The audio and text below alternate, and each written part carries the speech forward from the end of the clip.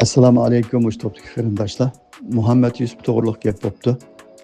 Muhammad Yusufning hijob to'g'riliq o'tkazgan suhbatimi shu topga yo'llanibdi. Buni bir qur anglab chiqdim va qarindoshlarning Muhammad Yusufdan so'ragan savolini men anglab chiqdim. Men shu dinni o'rganishdan burun, Qur'onni o'rganishdan burun, Qur'on to'g'riliq, Qur'on zoti qanday kitob deb izlanishdan burun yalnız Muhammad Yusuf emas, nurg'un Uyg'urning ichidan chiqqan ahli ilm deydiganlarni dinni biladi deb o'ylaydi ekanman. Boshqalarni qo'yib turaylik, shu Muhammad Yusufni dinni bildiganlarning ichidagi alohida xil oldin qatorida sanaydim. Lekin bu yoqlar bular dinni bilmaydi ekan. Dinni bilmaydi ekan. Bular arabchani biladi ekan. Dinni bilish boshqa narsaga, arabchani bilish boshqa narsaga. Zodi men e'tiqod qilayotgan din qandoq? Men iymon keltirgan kitob zodi qandoq deb chunqur tafakkur qilsa, bularni o'rganalaydi. Lekin arab tilini o'rganish bilan bo'lib ketib, dinning haqiqiy mohiyatiga ahamiyat bermaganki, haqiqiy mohiyatini o'rganmaganki. Allah zodi bizni nimaga buyurib, nimadan to'sidi? Qur'on zodi qandoq kitob? Qur'on insoniyat dunyosiga nimani o'rgatadi? Qandoq bir dinni o'tirib qo'ydi? Buni bilmaydi ekan bular. Arab tilini biladi ekan. Men dinni o'rganishdan burun, Qur'onni o'rganishdan burun Mushu Muhammad Yusuflarni mushu dinni biladi deb qaraydim. Qur'onni bizning millatimizga hozirgi zamon tiliga ommabop qilib 1983-yili Muhammad Salih Qarajim tarjima qilib berdi. 40 yildan keyin 2023-yili Muhammad Yusuf tarjima qilib sundi. Tarjima asosiy jihatdan o'xshash. Men tarjimani ko'rib chiqqandan keyin Muhammad Yusufning tarjimasi 40 yildan keyin tarjima qilingan bo'lgandan keyin bir qadar ilg'orlik bor onda.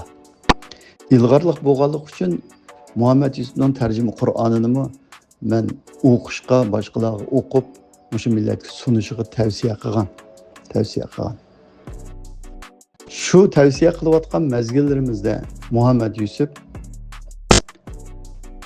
mushu hadis inkarchilarga deb bir dars qilib, Qur'onning yetarlik bo'lmaydiganligini, yetarlik emasligini, Qur'on bu insoniyat dunyosiga yetmaydiganligini, Qur'onga esilgan odamning kofir bo'ladiganligi, mushrik bo'ladiganligi, dindan chiqadiganligi, shayton bo'ladiganligi to'g'riliq dars qildi.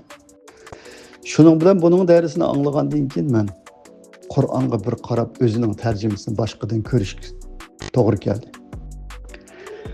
Shu tarjimani ko'rgandan keyin bu faqat tarjimonga bu dinni bilmaydi ekan degan qarorini chiqardim.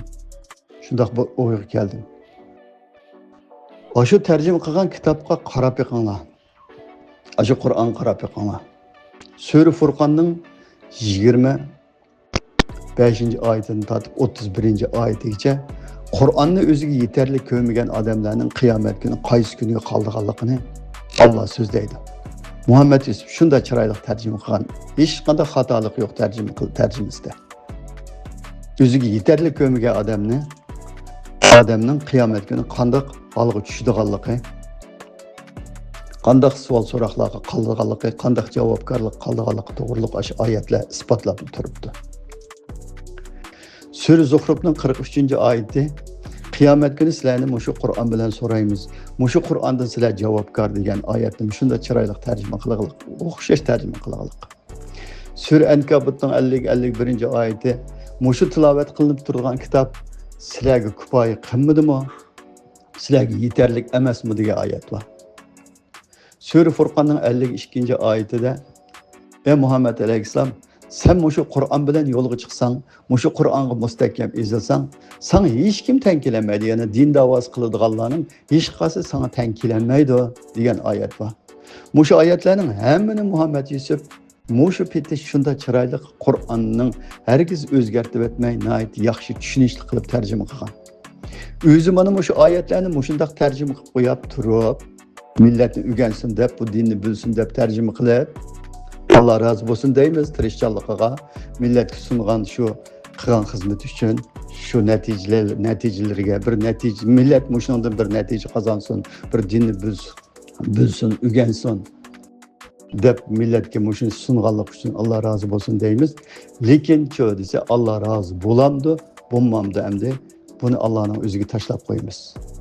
Özü tercüme kılgan şu kitapni, şu Kur'an'ni Allah'ın kitabını yeterli kögen adam şeytan bolamış.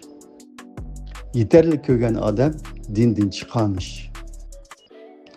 Eğer şu kitapni özü bir kur okup çıksa dese, o kitapның yeterlik ekanligi, kifoya qildiganligi, o kitapta hech narsani kam qo'ymaganligi, mana turklar eksik bırakmadık deb tarjima qiladi.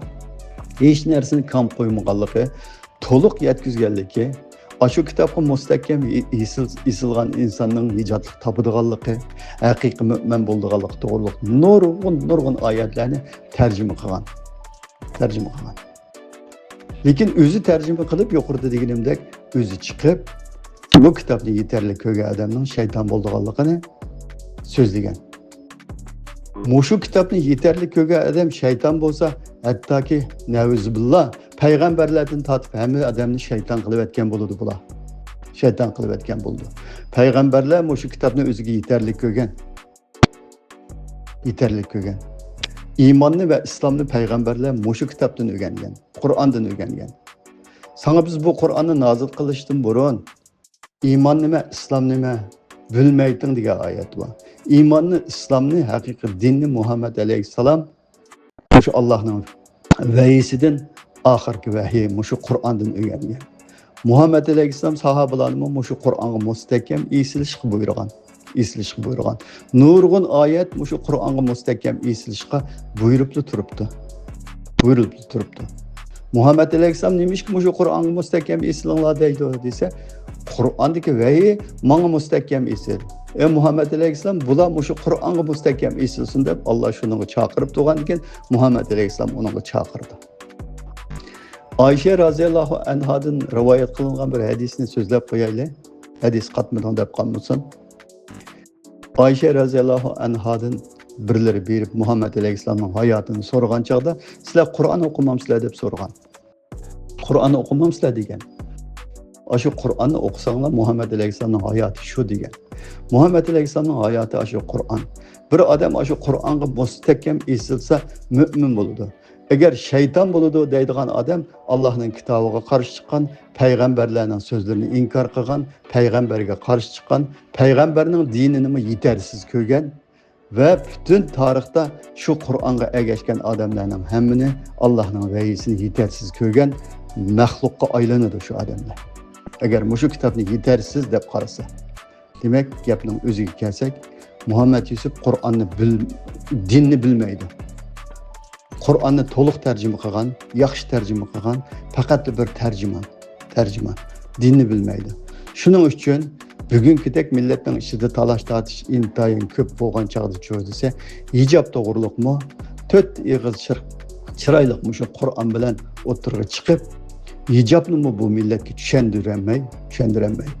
Ixtilof bor bu masalada.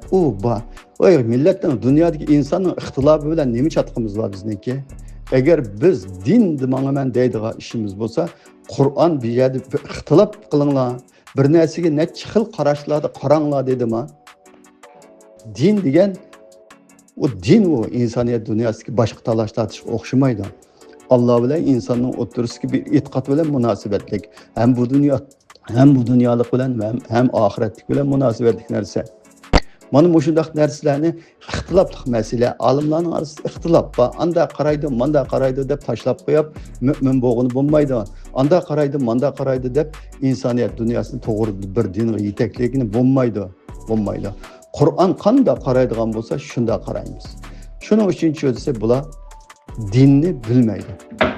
Arab tilini o'rganib olgan, lekin men mushu Qur'onni o'rganaman deb mushu dinni o'rganaman deb arab tilini o'rganib ekanman.